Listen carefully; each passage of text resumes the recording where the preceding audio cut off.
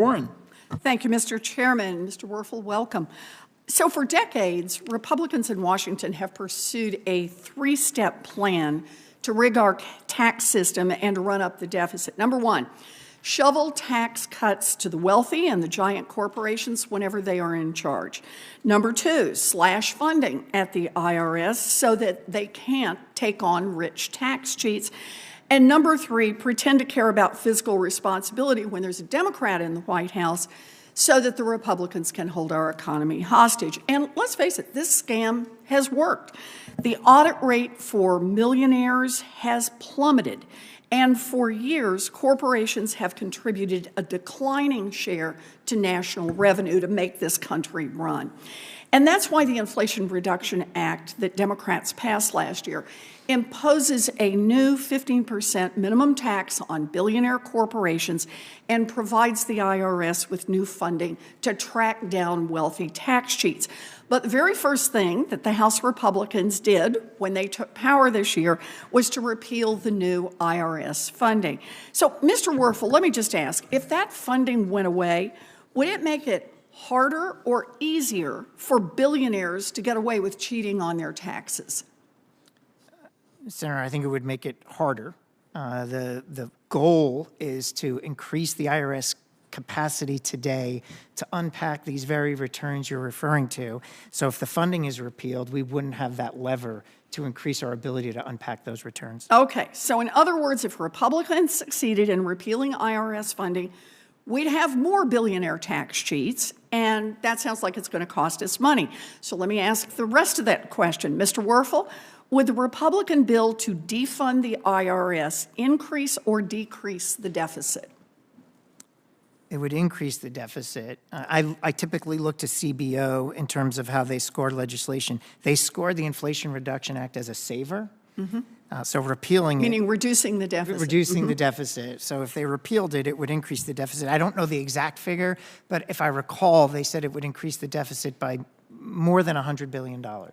Yeah, and actually the Treasury's estimated it will cost even more if we don't do this, about $400 billion. And then there's the latest Republican scam, the so-called fair tax. House Republicans plan to vote on this to slap a 30% national sales tax on everything that Americans buy, from gas to groceries to housing to health care. And at the same time, it would scrap all the taxes designed around people pay according to how much money they have. So, Mr. Werfel, how do sales taxes generally impact lower income folks versus how they impact the wealthy? Sales taxes are regressive. Meaning? Meaning that they impact the low income in a more substantial way. They pay more. It's kind of a share of wallet. It's kind of, the more tax you have on a common good or services, a low-income person is going to feel that in their wallet more than a high-income taxpayer. In fact, one analysis of the Republican tax plan found that average tax bill for the bottom 80% of Americans under this Republican plan would increase by 50%, while the top 1% would save hundreds of thousands of dollars on their taxes. And then just last little piece, the cherry on top, the Republican tax plan would completely abolish the IRS, make the states do the dirty work of increasing the price of everything by 30%. But I want to go back to the question about billionaires cheating. So if this Republican plan were in place, and billionaires buy and sell their mega mansions, their mega yachts, their private art collections, Mr. Werfel, would they have more opportunities to cheat on their taxes if the IRS were abolished and we had nothing but the Republican so-called fair tax law? Senator, I think you're raising a good point. In this world that this act envisions, where it's all sales tax rather than income tax, yes, you'd have very large, complicated transactions, whether it's a boat or a business. And if there's no IRS to make sure that we're assessing what the right sales tax is to pay, you would have a significant risk of evasion, I think. Okay, so a tax plan that basically will cut taxes for billionaires and for billionaire cheats.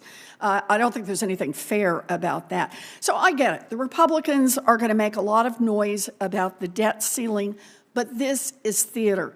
The debt ceiling crisis is entirely made up. If the Republicans hadn't pushed through the massive Trump tax cuts and slashed the audit rate for billionaires, our country wouldn't even hit the debt ceiling in the first Biden term.